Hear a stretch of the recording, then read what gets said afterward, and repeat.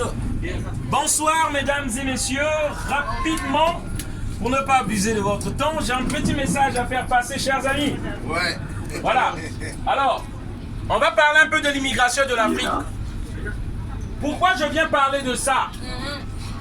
Simplement parce que les élus français, ils ont un double discours. Pendant qu'ils nous disent qu'il y a trop d'immigrés ici et qu'il faut qu'ils repartent chez eux, ils ne regardent pas les causes directes qui causent cette immigration-là.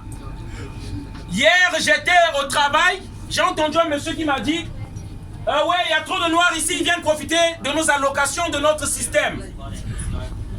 Et moi, j'ai rappelé monsieur à l'ordre pour lui dire, monsieur, savez-vous pourquoi les Noirs, les Africains viennent ici?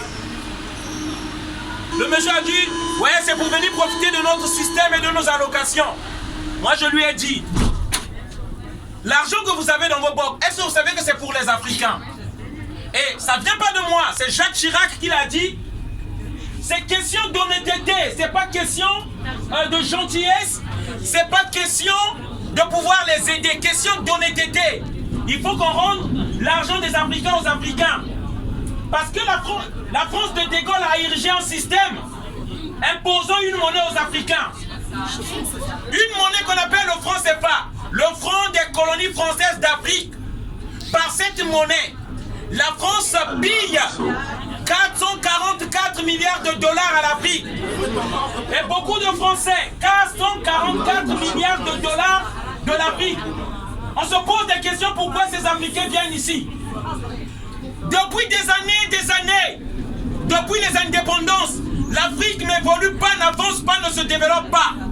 Et pourtant Charles de Gaulle avait dit, si vous vous accrochez à la monnaie de la France, vous allez vous développer. Mais après des décennies, l'Afrique ne se développe pas. Beaucoup d'entre vous ici, vous avez dû faire des dons aux pays africains qui sont pauvres. Mais nous remarquons, l'Afrique ne se développe jamais. Pourquoi? Nous avons compris une chose. En fait, le franc CFA est le vecteur, le responsable de la pauvreté des Africains. La France imprime cette monnaie-là à chamalière. Cette monnaie de 15 pays qu'elle impose aux Africains. Et demande et oblige aux pays africains de déposer leurs avoirs à la Banque de France. C'est-à-dire, ils ont ouvert un compte d'opération obligeant aux pays africains. Si vous vendez votre pétrole dans un autre pays, vous devez déposer l'argent à la Banque de France. C'est de ça qu'il s'agit. Au Trésor français, on dépose 50% des avoirs des Africains. Et, bien sûr, la France, en imprimant cette monnaie, prend 25% aux pays africains de leur argent. Et pourtant, ils partent couper les arbres au Gabon. Nos arbres, nous, ils partent couper. Ça leur coûte absolument rien. Ils dévastent nos forêts, ils coupent nos arbres, ils fabriquent des papiers qu'ils appellent monnaie, le franc CFA, et ils viennent encore nous donner cet argent-là. En retour, ils demandent encore 25%, sans compter 50% encore par rapport à nos transactions de ce que nous vendons.